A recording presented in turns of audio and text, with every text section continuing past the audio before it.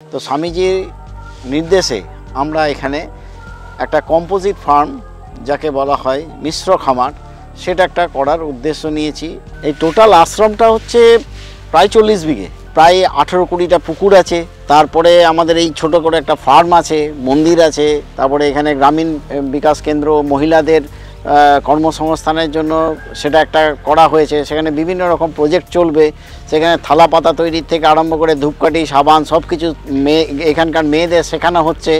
সেইখান থেকে তারা যাতে স্বনির্ভর হয়, সেইভাবে রোজগার করতে পারে, সেটাও এই আশ্রমের থেকেই করা হচ্ছে। এর মেন উদ্দেশ্য হচ্ছে যে গ্রামের মানুষকে উন্নত জাতের প্রজাতি কম দামে হাঁস মুরগি তাদের হাতে তুলে দেওয়া। তার জন্য আমরা এখানে একটা গোশালা করেছি উন্নত জাতের গরু রাখার জন্য, একটা ছাগলের ফার্ম করেছি, মডেল ফার্ম, যেটা দেখে অন্তত মানুষ বুঝতে পারবে যে ছাগল পোষার জন্য কী ধরনের তার ঘর করতে হয়, কীভাবে তার চারণভূমি করতে হয়। 3 করেছি আমরা এখানে একটা হ্যাচারি তৈরি করেছি, যেখানে হাঁস মুরগি কোয়েল ইত্যাদির ডিম ফুটিয়ে বাচ্চা তৈরি করা যায়। এখানে একটা খাকি ক্যাম্বেল হাঁসের ফার্ম করা হয়েছে সংলগ্ন পুকুর সমেত। মানুষ যেন দেখে বুঝতে পারে যাতে কিভাবে একটা হাঁস ফার্ম তৈরি করা যায় পুকুরের ধারে, যাতে হাঁস এবং মাছ একসাথে কিভাবে চাষ করা যায় সেটা এখানে দেখানো হয়েছে। এখানে একটা ছোট টার্কির ফার্ম করা হয়েছে, যাতে উন্নত জাতের টার্কির বাচ্চা এই গ্রামের মানুষের হাতে তুলে দেওয়া যায়, যাতে গ্রামের মানুষ টার্কি পালন করে তাদের অর্থনৈতিক অবস্থাটা কিছুটা হলেও পরিবর্তন করতে পারে। এখানে বিভিন্ন ধরনের মুরগি রাখা আছে, যেমন বহু প্রচলিত সরকারিভাবে যেমন RIR বলে, রোড আইল্যান্ড রেড, সেই ধরনের একটা খামার এখানে তৈরি করা হয়েছে। সেই RIR এখানে পালন করা হয়। ব্ল্যাক অস্ট্রেলপ বলে একটা মুরগি আছে, সেটা এখানে পালন করা হয়। অ্যাশিল বলে একটা মুরগি জাতি আছে, সেটা এখানে পালন করা হয়। এখানে একটা কোয়েলের ফার্ম আছে। কোয়েল পালন করে অল্প দিনে 6 সপ্তাহ মাত্র বয়সে কি করে এটাকে মার্কেটিং করা যায়, কি করে এর থেকে ইনকাম করা যায়, কত অল্প জায়গার উপরে কোয়েল পালন করা যায়, একদম এখানে সেটা দেখানো হয়েছে। এখানে একটা প্রশিক্ষণের ব্যবস্থা আছে। কেউ যদি প্রশিক্ষণ নিতে চায় তাহলে এখানে থিওরিটিক্যাল তো হবেই, তার সাথে সাথে হ্যান্ডস অন ট্রেনিং যেটাকে বলা হয়, হাতে কলমে যে শেখার যে ব্যবস্থাপনা, সেই হাতে কলমে শেখার ব্যবস্থাপনা এখানে করা হয়েছে। এখানে একটা ব্রয়লারের ফার্মও শুদ্ধ আছে। কেউ যদি মনে করে যে আমি একটা ব্রয়লারের ফার্ম করে জীবিকা নির্বাহ করব, সেইখানে ব্রয়লারের উপর ট্রেনিং পেতে পারে। হ্যান্ডস অন ট্রেনিং, ব্রয়লার কীভাবে ছোটো থেকে বড় করা হচ্ছে, কীভাবে তার বাচ্চা অবস্থায় সেটাকে লালন পালন করা হয়, সেখানে সে হাতে কলমে এখানে শিখতে পারবে। এখানে এই যে মিশ্র খামার করার উদ্দেশ্য হচ্ছে মানুষের কাছে একটা বার্তা পৌঁছে দেওয়া, যে পার্টিকুলার যেন একটা জিনিসের ওপর সে ইনভেস্ট না করে। আপনি যদি 5টা জিনিস নিয়ে একটা খামার করেন, অল্প অল্প পরিমাণ তৈরি করেন, তাহলে সেটা লোকাল মার্কেটেই কনজিউম করে নিতে পারবে বা লোকাল মার্কেটেই সেটা বিক্রি হয়ে যাবে। যদি ডেয়ারি করতে যাই, আমি যে 10 লিটার দুধ তৈরি করলে আমার সুন্দর বিক্রি হয়ে যাবে, কিন্তু যদি 100 লিটার দুধ তৈরি করি তখন আমাকে এই বিক্রিগত একটা বিরাট সমস্যা আছে। সেই জন্য আমরা বলতে চাইছি যে একটা খামারি তার বাড়িতে হাঁস রাখবে, ছাগল রাখবে, মুরগি রাখবে, গরু রাখবে, সব কটাই কিন্তু অল্প অল্প করে যদি রাখে তাহলে তার সমস্ত জিনিসটাই সহজে বিক্রি হয়ে যাবে। দেখুন, বিক্রি হচ্ছে একটা শেষ কথা। মানুষের জীবনে সফলতা বলুন, কোনো খামারের সফলতা বলুন, সেটা বিক্রির উপরে মেন নির্ভর করে। প্রোডাকশান করা তো খুব সহজ, কিন্তু বিক্রি করাটা খুব কঠিন। একটা চাষি যদি খামার তৈরি করতে হয়, তাহলে ধরুন 30,000 টাকা নিয়ে নামে, তাহলে অন্তত একটা ছোট করে খামার, সে মিশ্র খামার তৈরি করতে পারবে।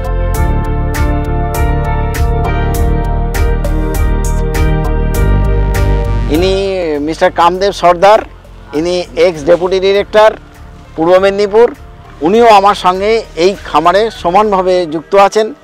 উনি আমাদের টেকনিক্যাল অ্যাডভাইস যেটা হয়, কোথায় কি খামতি আছে, কোথায় কি করা উচিত, সেই ব্যাপারটা উনি আমাদেরকে গাইড করেন। এখানে যেহেতু একটা গোশালা আছে, সেই জন্য গোশালার যে ওয়েস্ট প্রোডাক্টটা নিয়ে আমরা একটা ভার্মি কম্পোস্টের একটা প্রোগ্রাম নিয়েছি। সেই প্রোগ্রামটা খুব দ্রুত আমরা ইমপ্লিমেন্ট করার চেষ্টা করছি, এবং এখান থেকে আমরা চেষ্টা করছি যে যাতে গ্রামের মানুষকে কেমিক্যাল সার থেকে সরিয়ে নিয়ে এসে জৈব সারের যে উপযোগিতা সেটা বোঝানোর, এবং তার সাথে সাথে তারা এখান থেকে যাতে জৈব সার নিজেরা নিয়ে যেতে পারে, গিয়ে অ্যাপ্লাই করতে পারে, সেটা একটা ব্যবস্থা। প্লাস তারা যদি নিজেদের ঘরের যে ওয়েস্ট প্রোডাক্ট আছে সেগুলো দিয়ে যেন একটা ভার্মি কম্পোস্ট নিজেরা তৈরি করতে পারে, সেই ব্যাপারে আমরা প্রশিক্ষণও দেব এবং তার যা ইনপুটস লাগে সেগুলোও আমরা দেওয়ার ব্যবস্থা করব। এটা আমাদের এখনও মাথায় আছে, খুব শীঘ্রই আমরা এটাকে শুরু করতে চলেছি।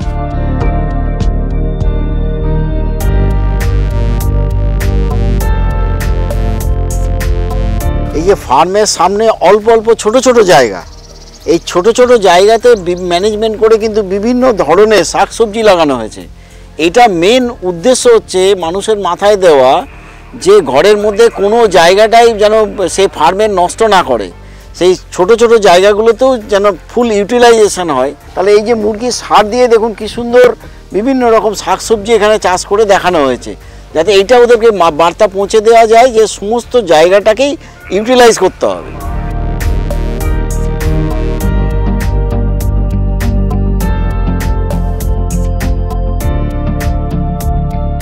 এখানকার যে গ্রামীণ যে পরিবেশ, সেই পরিবেশে এই ধরনের যদি একটা ফার্ম, তার কম্পোজিট ফার্ম তৈরি করতে পারে, তাহলে কিন্তু তাদের যে গ্রামীণ বা তাদের পারিবারিক যে পুষ্টি সেটাও যেমন ফুলফিল হবে এবং সেখান থেকে কিছুটা অর্থ উপার্জন করতে পারবে এবং সেই অর্থনীতিটাও তার যে গ্রামীণ যে অর্থনীতি সেটাও সে ঠিকভাবে চালিয়ে যেতে পারবে। তো আমাদের বাস্তব যে অভিজ্ঞতা দিয়ে আমরা দেখেছি আর কি খামারিদের, যেটা তাদের একটা প্রশিক্ষণের ব্যবস্থা নেই, রোগ সংক্রান্ত যেটা আর কি খুব সমস্যায় পড়ে গ্রামের মানুষরা। আমরা চিরাচরিতভাবে যেগুলো পালন করে যাচ্ছে গ্রামের মানুষরা, আমাদের চিরাচরিতের সাথে যদি একটু বিজ্ঞানসম্মত চিন্তা ভাবনাকে তাদের আসে আর কি, তাদের সেই ব্যবস্থাটা যদি আমরা করে দিতে পারি, সেই প্রশিক্ষণগুলো গ্রামের মানুষরা এখানে এসে নেন বা মহিলা মায়েরা বোনেরা এসে সেই প্রশিক্ষণগুলো নেন।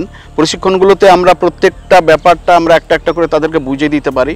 হাঁসের ক্ষেত্রে কোন টিকাকরণ করতে হবে, ডাক কলেরা যে সময় হয় তার কিভাবে টিকাকরণ হাতে কলমে আমরা দেখিয়ে দিই, তার ফলে তাদের কোনো রকম প্রবলেম বা জড়তা আসে না।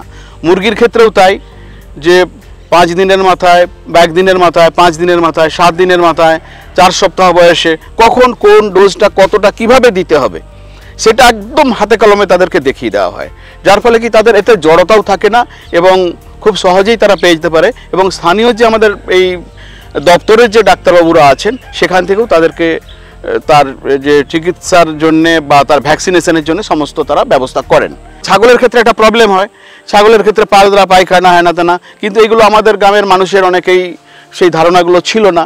সেই ধারণাগুলো দেওয়ার জন্য আমরা প্রশিক্ষণের মাধ্যমে তাদেরকে পিপিআর বলে যে একটা মারাত্মক রোগ হয়ে যায়, যদি তাকে আমরা আগে থেকে টিকাকরণ না করে থাকি, যেই ধারণাগুলো ছিল না সেই ধারণাগুলো তাদের আসছে। প্রত্যেকটা বাড়িতে এখন তারা সচেতন হয়ে গেছে যে ছাগলের বয়স অনুযায়ী তারা সেই সমস্ত টিকাকরণগুলো করছে বা পরামর্শ নিচ্ছে, যাতে তাদের সুস্থভাবে বড় করে তুলতে পারে এবং লাভজনক করে নিতে পারে।